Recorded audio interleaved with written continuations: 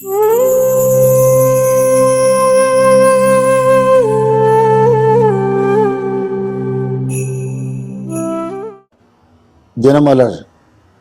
ஆன்மீக அன்பர்களுக்கு நமஸ்காரம்.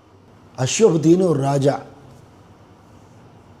அவரோட பொண்ணு தான் இந்த சாவித்திரி. நல்ல செல்வ செழிப்பான குடும்பத்தில் செல்லமாக வளர்க்கப்பட்டவள். சூரிய பகவானோட அருளால் பிறந்ததுனால அவளுக்கு சாவித்திரின்னு பேர் வச்சான்னு சொல்லுவாள். ஏன்னா சவிதான்னா சூரியன், சூரியனுடைய ஒளிக்கு சாவித்திரி, அதுலேருந்து வந்தவள்.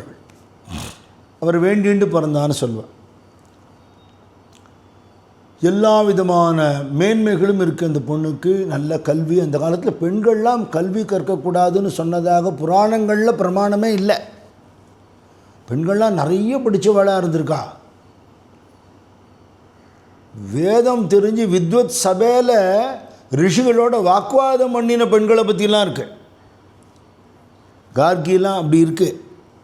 அதனால் பெண்களெல்லாம் கட்டுப்பட்டியாக வச்சுருந்தா, அடக்கி வச்சுருந்தானெல்லாம் கட்டுக்கதை தான் உண்மையிலேயே. நடுவில் ஏதோ ஒரு தலைமுறையில் அப்படி இருந்திருக்கலாம், ஏதோ ஒரு ஊர்லேயோ எங்கேயோ இருந்திருக்கலாம். அதுக்கு சாஸ்திர ரீதியான புராண ரீதியான பிரமாணம் கிடையாது. என்ன பசங்கள்லாம் பாடசாலையில் போய் படிக்கும், இவாளுக்கு வாத்தியார் வந்து சொல்லிக் கொடுப்பான். அதான் வித்தியாசம். அப்படி எல்லாம் தெரிஞ்சு அழகும் அறிவும் இளமையும் நம்ம சம்பிரதாயங்கள் தெரிஞ்சு மேன்மையாக அந்த பொண்ணு வளர்க்கப்பட்டிருக்கா. அவளுக்கு ஏற்றாப்பில் ஒரு வரன் தேடுறதுக்கு அவள் அப்பா வாழ முடியல. யார் கல்யாணம் பண்ணிக்கிறேன் வந்தாலும் என் பொண்ணுக்கு சமம் இல்லையேன்னு தோணி போய்டுறது. அப்போ என்ன பண்ணாராம், பொண்ணுக்கிட்டேயே, அம்மா உன் மேலே எனக்கு நம்பிக்கை இருக்குது, நீ சுயம்வரமாக தேர்ந்தெடுத்துக்கலாம். அதில் 2 வழி இருக்குது. ஒன்றும் எல்லா ராஜாக்களையும் இங்கே கூப்பிட்டு பார்த்து உனக்கு யார் வேணுமோ மாலை போடுறது, அது ஒரு வழி. இன்னொன்று, நீ திக்விஜயமாக கிளம்பி போ, ரத்தத்தில் கிளம்பி போ. உனக்கு யாரை பிடிக்கிறது அப்படின்னு சொல்கிறியோ முறைப்படி அப்புறம் நாங்கள் வந்து கல்யாணம் பண்ணி வைக்கிறோம். அங்கேயர்கன்யான் மீனாட்சி அப்படி தான் போய் திக்விஜயம் பண்ணி தான் பரமேஸ்வரனை பார்த்தா அப்படின்னு சரித்திரம் இருக்குது. அப்படி இவள் போய் பல இடங்களில் பார்க்கும் பொழுது நாடு இழந்து, கண் பார்வையும் இழந்து, எந்த விதமான ஐஸ்வர்யம் இல்லாமல் குணம் மட்டும் இருக்கக்கூடிய தியுமத்சேனன்கிற ராஜா, அவரோட தர்ம பத்னி, அப்பா அம்மாவுக்கு சேவை பண்ணிட்டு இருக்கக்கூடிய அழகான குணவானான தர்மவானான ஏழ்மேல் இருக்கிற அவள் பிள்ளையான சத்தியவான் இவளை பார்த்தா. சத்தியவானை பார்த்தோடனே மனசு ஆக்கர்ஷிச்சுடுத்து. இவர் தான் என்னுடைய கணவன்னு தீர்மானம் பண்ணினான். அப்பாட்ட வந்து சொல்லணும், மேற்கொண்டு அவர் தான் ப்ரொசீட் பண்ணணும். அவர்கிட்ட போய் எல்லாம் சொல்லலை, எனக்கு உங்களை பிடிச்சிருக்கு, உங்களுக்கு கல்யாணம் பண்ணிக்க போகிறேன் அப்படிலாம் சொல்லலை. விசாரிச்சுண்டாவா யார் என்னன்னு. நல்ல சீரும் சிறப்பமாக இருந்தவா தான். ராஜ்யத்தெல்லாம் பறிச்சுன்னுட்டா, கண் பார்வையும் போயிடுத்து, காட்டில் இருக்கார். அம்மா அப்பா விடக்கூடாதுன்னு அவளுக்கு வேணுங்கிற சுசுரூஷை எல்லாம் பண்ணிண்டு, விறகு வெட்டி பொழைச்சுண்டு, அம்மா அப்பாவுக்கு சேவை பண்ணிண்டு, அகமகிற ரிஷிகளுக்கெல்லாம் ஆசிரமங்களெல்லாம் போய் தொண்டு பண்ணிண்டு, இயற்கையான சூழ்நிலையில் தெய்வீகமாக தர்மத்திலேருந்து பிறழாமல் வாழக்கூடியவர் சத்தியவான். பேருக்கேற்றாப்பில் சத்தியவானாக இருக்கான்னு தெரிஞ்சுட்டான். இப்போ அழகும் இருக்குது, குணமும் இருக்குது. அம்மா அப்பாவுக்கு சேவை பண்ணுறது, ரிஷிகளுக்கு சேவை பண்ணுறதுங்கிற உத்தமமான மேன்மையான விஷயம் இருக்குது. இவர் தான் மனசில் வரிச்சுட்டான். இங்கே வந்து அப்பாட்ட சொன்னான், அப்பாவும் என்னடி நம்ம வசதி என்ன, இந்த மாதிரி நாடு இழந்த ராஜாவோட பிள்ளையை பண்ணிக்கிறேங்கிறியேன்னு கேட்கல. அப்படியாம்மா அவனுக்கு பிடிச்சிருக்கா, சரி விசாரிப்போம்னா. அந்த நேரத்தில் நாரதர் அங்கே வரார். வந்தவுடனே அவர் நமஸ்காரம் பண்ணினா, விஷயத்தை சொன்னார்.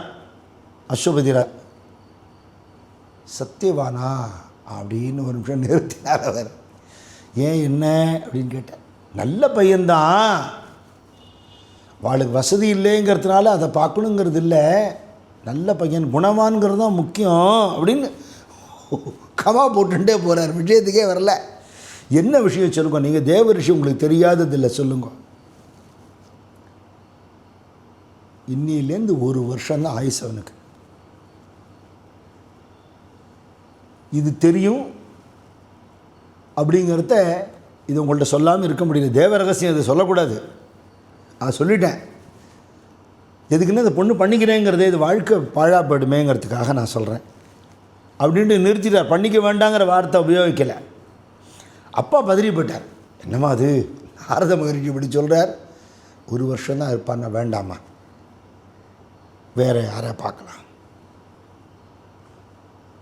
அப்போ அவ சொல்கிறா, அப்பா என் மனசு அவரை பார்த்து இவரை பண்ணிக்கணும்னு தோணு எடுத்துங்கிறதையே நான் இன்னொருத்தரை பண்ணிட்டேன்னா தர்மத்துக்கு விரோதம் தான். என் மனசு அவர்கிட்ட ஈடுபட்டுடுத்தோம், அவ்வளவுதான். இன்னொரு கல்யாணம் இதெல்லாம் நினச்சி பார்க்க முடியாத ஒரு காலம் இருந்ததோ இல்லையோ. இன்றைக்கி நம்ம இதெல்லாம் சொல்கிறது இதெல்லாம் ஆக்வர்டாக இருக்கும். இன்றைக்கி அதுக்கு ஒரு மீனிங்கே இல்லாமல் தோணும். இந்த ட்ரெஸ்ஸு நான் இல்லையா போட்டு வேறு ட்ரெஸ் போட்டுக்க வேண்டியதானே அப்படிங்கிற மாதிரி கல்யாணத்தை நினைக்கிற ஒரு காலத்தில் நாம் இருக்கோம். இது நம்ம சம்ஸ்காரம் இல்லை, நம்ம தர்மம் இல்லை. நான் அவர் தான் மன்னிப்பேன்னுட்டான். இப்போ நாரதர் சொல்கிறார், அவளுடைய ஆசைக்கு நீ சம்மதிச்சுடு. என்ன ரிஷி இப்படின்னு சொல்கிறாளே அப்படின்னு சொல்கிறாளே, அவனோட ஆயுசு ஒரு வருஷம்தான், இது விதி. இவளுடைய பாத்திவிரத்தினால அவனை காப்பாற்ற முடியும்னு சொன்னார். அவளோட விருப்பப்படி விட்டுடும். அங்கே போய் பேசினா அவளுக்கு நம்ப முடியல. ராஜ்யத்தை எழுந்துட்டு கண்ணை எழுந்துட்டு உட்காந்துருக்கோம், இந்த ஏழை பிள்ளையை போய் பண்ணிக்கிறேன்னு ஒரு சமஸ்தானத்துலேருந்து வராளே அப்படின்னு. கல்யாணம் நடந்தது. ஆத்து மாப்பிள்ளையை அவனை கூட்டின்னு அரண்மனைக்கு போகாமல் இவ காட்டில் போய் இருந்தான். அவள் குடும்பத்துக்கு ஏற்றாப்பில் ஒரு வனத்தில் இருக்கக்கூடிய வனவாசிகள் போலவே ரிஷி பத்தினிகளில் அப்படி இருப்பாள். அந்த மாதிரி இருந்து கைங்கரியம் பண்ணிட்டு இருக்கா.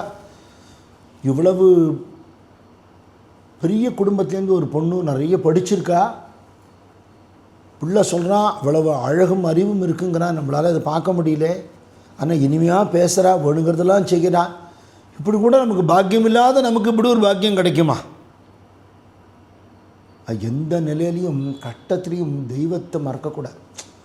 அப்படி இருந்துட்டால் அந்த அபாக்கியமான சூழ்நிலை, துரதிருஷ்டமான சூழ்நிலையை தெய்வம் அப்படியே மாற்றிடும். அந்த சக்தி அவருக்கு தானே இருக்குது, நமக்கு கிடையாது இல்லையா? இப்படி ஒரு பொண்ணு கிடச்சிதேன்னு சந்தோஷப்படுறா. இவள் அவள் எதிர்க்க சந்தோஷமாக பேசுகிறா, பழகிறா. உள்ளுக்குள்ளே அப்படியே குமையிறது. 1 வருஷம்னா ஒரு நாளும் போக போக போக அச்சோ நாள் குறையிறதே, நாள் குறைனா வெளியில் காட்டிக்கல.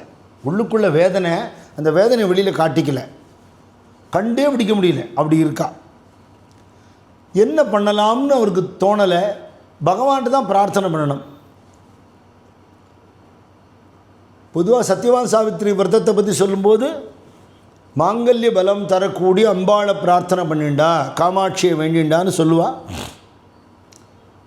ஸ்ரீ கிருஷ்ணபிரமி சுவாமிகள் சொல்லும்போது சூரியநாராயண சுவாமியை பிரார்த்தனை பண்ணிண்டான்னு சொல்கிறார். கண்ணுக்கு நேரம் பார்க்கக்கூடிய தெய்வமாக இருக்கார். அவர் அருளால் தான் இவ பிறந்தாங்கிறதுனால அவரை வேண்டிண்டான்னு சொல்கிறார். தெய்வங்கிறது ஒன்று தானே, நாமரூபம் தானே வேறு. பகவானை பிரார்த்தனை பண்ணிண்டா. பிரார்த்தனை பண்ணிட்டு எப்படின்னா மனசு உருகி உருகி வேண்டிக்கிறா. ஒரு நாளும் கழிய மனசில் அந்த தாபம் ஜாஸ்தி ஆகிட்டே போகிறது.